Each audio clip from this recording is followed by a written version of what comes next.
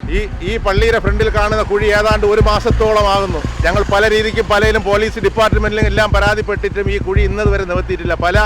ഒരു വീട്ടിൽ അത്താണിയായ പലവരും വീഴുന്ന ഇതിനകത്ത് കൈകളൊടിയുകയും കാലൊടിയുകയും മരണപ്പെടുന്ന അവസ്ഥയിൽ വരെ ആശുപത്രി കിടക്കുന്ന ആൾക്കാരുണ്ട്.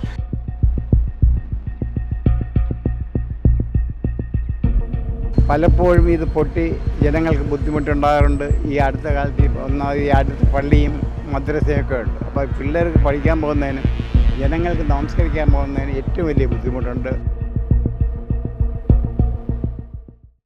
ദേശീയപാത വികസനത്തിന്റെ ഭാഗമായി വാഹനങ്ങൾ കടത്തിവിടുന്ന കഴക്കൂട്ടം കണിയാപുരം സർവീസ് റോഡ് അപകട ഭീഷണിയായി മാറിയിട്ട് കാലങ്ങൾ പിന്നിടുന്നു.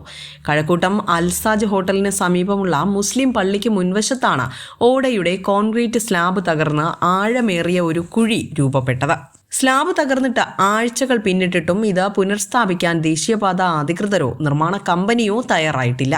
കണിയാപുരം മേൽപ്പാല നിർമ്മാണം നടക്കുന്നതുകൊണ്ട് തന്നെ നിലവിൽ KSRTC ബസ്സുകൾ ഉൾപ്പെടെ 10,000 വാഹനങ്ങളാണ് ദൈനംദിനം ഈ റോഡിലൂടെ സർവീസ് നടത്തുന്നത്. മേൽപ്പാലത്തിലൂടെ ഇറങ്ങി വരുന്ന വാഹനങ്ങൾ കൂടി എത്തുന്നതോടെ ഈ ഇടുങ്ങിയ റോഡിൽ മണിക്കൂറുകളാണ് ഗതാഗത കുരുക്ക് നീളുന്നത്. അപകട മുന്നറിയിപ്പ് സംവിധാനങ്ങളോ ബാരിക്കേഡുകളോ സ്ഥാപിച്ചിട്ടില്ലാത്തതുകൊണ്ട് തന്നെ രാത്രികാലങ്ങളിൽ കുഴിയിൽ വീണ നിരവധി ഇരുചക്ര വാഹനക്കാർക്ക് പരിക്കേറ്റതായും ഇവിടുത്തുകാർ പറയുന്നുണ്ട്.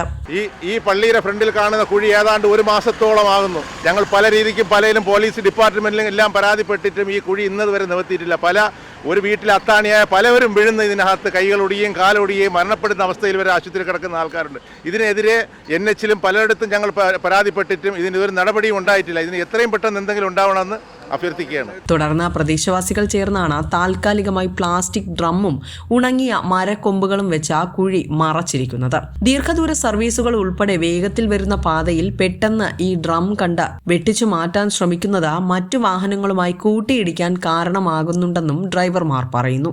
ദേശീയപാത നിർമ്മാണ കമ്പനി കൃത്യമായ സുരക്ഷാ മാനദണ്ഡങ്ങൾ പാലിക്കുന്നില്ല എന്നാണ് പരക്കെയുള്ള ആക്ഷേപം. കഴിഞ്ഞ മാസം നിർമ്മാണ സ്ഥലത്ത് ക്രെയിൻ ഉപയോഗിച്ച് ഉയർത്തുന്നതിനിടെ ഇരുമ്പ് കമ്പി നിയന്ത്രണം വിട്ട കാറിന് മുകളിലേക്ക് പതിച്ചിരുന്നു.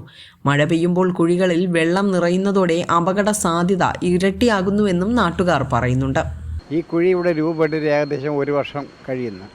പക്ഷേ ഈ കുഴി ഇവിടെ വന്നതിന് ശേഷം ഇതിനകത്ത് ഇവർ ഈ പൈപ്പ് ഇട്ടത് ശരിയായ രീതിയിലല്ല. പലപ്പോഴും ഇത് പൊട്ടി ജനങ്ങൾക്ക് ബുദ്ധിമുട്ടുണ്ടാകാറുണ്ട്. ഈ അടുത്ത കാലത്ത് ഒന്നാമത് ഈ അടുത്ത പള്ളിയും മദ്രസയൊക്കെ ഉണ്ട്. അപ്പോൾ പിള്ളേർക്ക് പഠിക്കാൻ പോകുന്നതിനും ജനങ്ങൾക്ക് നമസ്കരിക്കാൻ പോകുന്നതിന് ഏറ്റവും വലിയ ബുദ്ധിമുട്ടുണ്ട്. അതുമല്ല റോഡിൻ്റെ പകുതി വെച്ച് അടച്ചു വെച്ചേക്കുകയും ചെയ്യുന്നു.